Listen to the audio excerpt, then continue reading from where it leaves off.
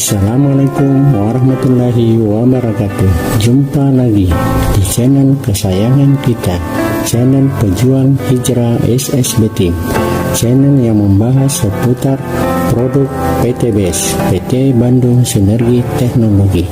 Sebelum lanjut ke update terbaru video dari kami, jangan lupa di subscribe dan nyalakan notifikasi loncengnya, agar setiap kami mengupdate video terbaru, Anda mendapatkan notifikasinya. Terima kasih. Dari barang yang terjual. Jadi syarat bonus, kalau mau ada bonus ya harus ada barang yang terjual. Itu syaratnya. Sedangkan kalau money game, syarat bonusnya adalah harus ada orang baru yang join. Itu sebagai syarat bonus.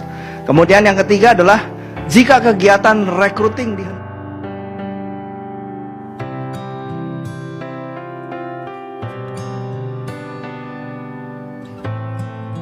Kita masuk ke segmen 3 atau seri ketiga, yaitu kita membahas bagaimana sih membedakan praktek antara penjualan langsung yang benar dengan perusahaan money game. Bagaimana membedakannya? Sebenarnya ada 3 hal untuk bisa membedakan. Yang pertama adalah kita cek dari sumber bonusnya. Kalau direct selling yang benar, sumber bonus dari kegiatan penjualan barang. Terjadinya penjualan, maka ada bonus. Sedangkan kalau money game atau skema piramida, bonus berasal dari kegiatan perekrutan anggota. Jadi uang keanggotaan itu yang dibagi-bagikan. Kemudian yang kedua adalah syarat bonus. Bagaimana sih syarat bonusnya? Kalau direct selling atau MLM yang benar berasal dari barang yang terjual. Jadi syarat bonus, kalau mau ada bonus ya harus ada barang yang terjual. Itu syaratnya. Sedangkan kalau money game, syarat bonusnya adalah harus ada orang baru yang join. Itu sebagai syarat bonus. Kemudian yang ketiga adalah jika kegiatan recruiting dihentikan, apa yang terjadi dengan bonusnya? Jika kita simulasikan recruiting dihentikan, tidak boleh ada recruiting, kalau MLM yang benar, bonus tetap akan mengalir. Tetapi kalau skema piramida, bonus akan berhenti mengalir. Nah, ada beberapa yang bertanya, binary itu money game atau tidak? Yang sekarang sedang luas dibicarakan. Binary itu money game, binary itu money game. Kembali lagi kita melihat dari sisi ini, kita uji. Jika binary itu aturan mainnya adalah kalau ada satu orang di kiri, satu orang di kanan terjadi bonus, yes, itu money game. Jadi aturan mainnya adalah orang di sini, orang di sini, orang di sini, orang di sini. Ini terjadi bonus, ini terjadi bonus, bagi ini bonus, ini bonus. Itu money game, karena syaratnya adalah orang yang join. Ini MG. Tetapi binary yang benar, jadi tidak semua binary itu money game. Ya, binary yang benar, balik lagi kita lihat dari sumber ini. Jadi tidak penting apakah itu binary atau monoleg. Jadi kalau binary yang benar adalah di sini ada berapa BV. Kenapa ada BV? Nah, biasanya ada yang namanya BV atau PV. BV itu business value. Itu untuk mendefinisikan suatu nilai omset rupiah. Contoh ya, misalnya 1 juta itu adalah 1000 BV, maka poinnya kandungannya adalah 1 BV sama dengan 1000.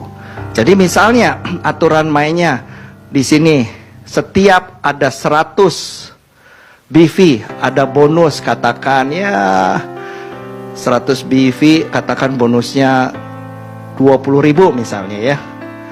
Maka misalnya di sini bonusnya 100 BV, 100 BV, maka dia bonusnya adalah 10 1000 dibagi 100 dikali 20.000.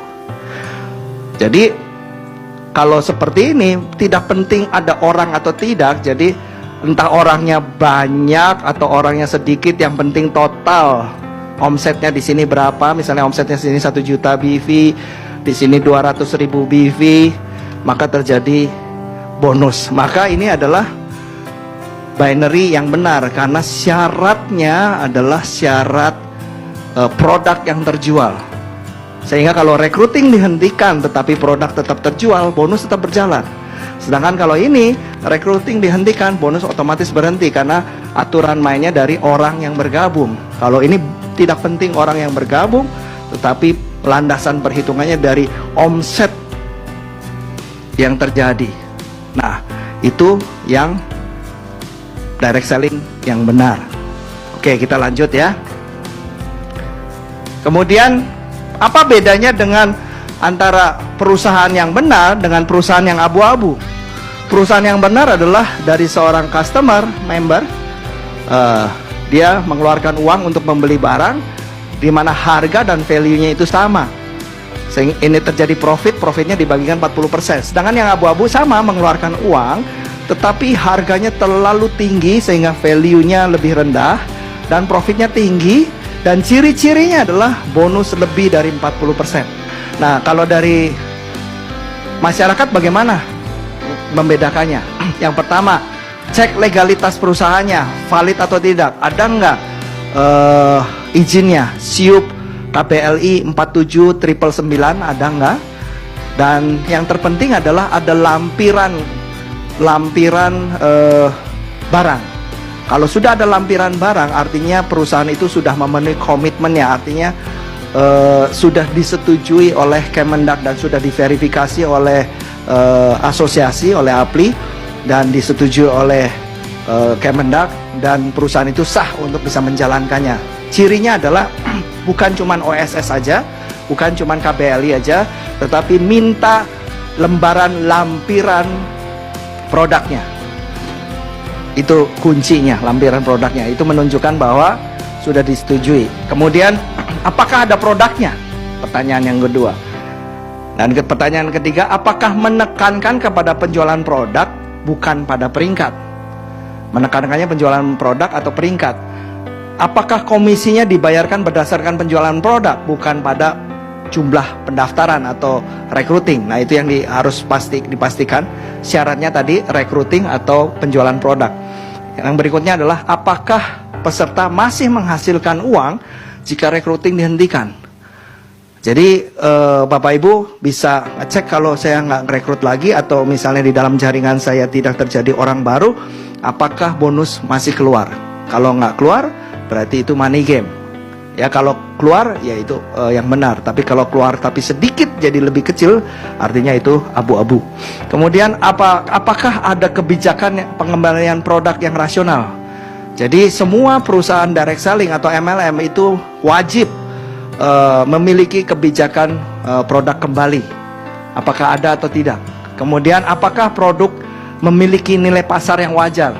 Tadi untuk bisa membedakan mana yang abu-abu atau yang tidak, produknya harganya mahal. Apakah ada alasan untuk membeli barang? Jadi orang bergabung itu karena memang produknya atau karena opportunity-nya. Kalau lebih karena opportunity-nya dan produknya susah dijual karena terlalu mahal, itu juga hati-hati ya. Jadi kalau 1, 2, 3, 4, 5, 6, 7, 8 pertanyaan ini jawabannya semuanya iya, maka perusahaan itu bisa dipercaya. Tetapi kalau ada satu saja jawabannya tidak, kemungkinan besar bentuk penipuan sistem piramida. Mudah kan?